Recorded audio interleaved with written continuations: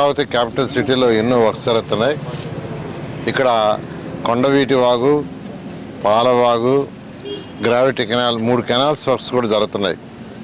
అయితే ఇక్కడ అమరావతి క్యాపిటల్ సిటీలో ఫర్ ఎవ్రీ 1 కిలోమీటర్కి ఈస్ట్ వెస్ట్ కానీ నార్త్ సౌత్ కానీ ఫర్ ఎవ్రీ 1 కిలోమీటర్కి ఒక ట్రంక్ రోడ్డు వర్క్ జరుగుతుంది. ట్రంక్ రోడ్డు అంటే దాని వెడల్పు 165 అడుగుల నుంచి 195 అడుగులు ఉంటుంది. కొన్ని ట్రంక్ రోడ్స్ 6 వరుసలు, కొన్ని ట్రంక్ రోడ్స్ 9 వరుసలు.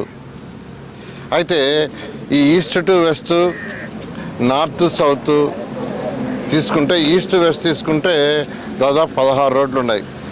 నార్త్ సౌత్ 18 రోడ్లు ఉన్నాయి ట్రంక్ రోడ్స్. అదేవిధంగా లేఅవుట్స్ రోడ్స్. ఇవన్నీ కూడా ఈ యొక్క పాలవాగు, కొండవీటి వాగు మీద 69 బ్రిడ్జిలు కడుతున్నాం. ఎందుకంటే రోడ్డు స్ట్రైట్గా పోయేటప్పుడు ఎక్కడైతే పాలవాగు వస్తుందో అక్కడ బ్రిడ్జి కడుతున్నాం, కొండవీటి వాగు వస్తుందో బ్రిడ్జి కడుతున్నాం. సో మొత్తం 69 బ్రిడ్జిలు కడుతున్నాం. వర్షాకాలం వస్తుంది కాబట్టి, ఆల్మోస్ట్ వచ్చేసింది కాబట్టి ఈ బ్రిడ్జిలు కట్టేటప్పుడు అక్కడ బ్రిడ్జి కింద మట్టి, పోయినసారి వెస్టర్న్ బైపాస్ కింద కంప్లీట్గా వెంట్ల కింద మట్టి ఉండి బ్లాక్ అయ్యి వాటర్ రివర్స్ అయిపోయింది.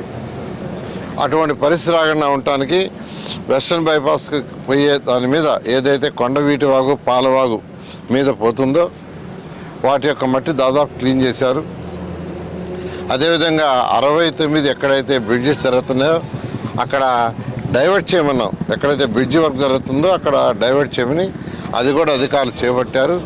ఏది ఏమైనా ఇంకొక వర్షాకాలం సీజన్ మనకు ఇబ్బంది ఉంటుంది. ఒక్క వర్షాకాలం సీజన్, ఈ సీజన్ అయిపోతే నెక్స్ట్ సీజన్ వచ్చేటప్పటికి అన్ని బ్రిడ్జిలు అయిపోతాయి, వెంట్స్ క్లియర్ అవుతాయి. వెంట్స్ క్లియర్ అయినప్పుడు వాటర్ ఫ్రీగా ఫ్లో అవుతుంది. అందుకని ఈసారి వరకు అధికారులందరికీ ఇన్స్ట్రక్షన్స్ ఇచ్చాం. దాని మీద జాగ్రత్త తీసుకొని వీలైనంత వరకు అవసరమైతే ఈ బ్రిడ్జెస్ వర్క్ని స్లో చేయండి. ఈ వర్షాకాలం ఈ 4 నెలలు, ఎందుకంటే ఎక్కడైతే బ్రిడ్జి కడుతున్నారో దానికి ముందు కట్టేసుకుంటున్నారు. ఇప్పుడు ఇక్కడ చూడండి, దాని ముందు ఒక పెద్ద కట్టేశారు. ఎందుకంటే ఈ బ్రిడ్జి కట్టేటప్పుడు ఆ వచ్చే వాటర్ దీనికి అబ్స్ట్రక్షన్ అవుతుందని. అలా 69 బ్రిడ్జిల మీద ఇదే విధంగా కట్టలేశారు.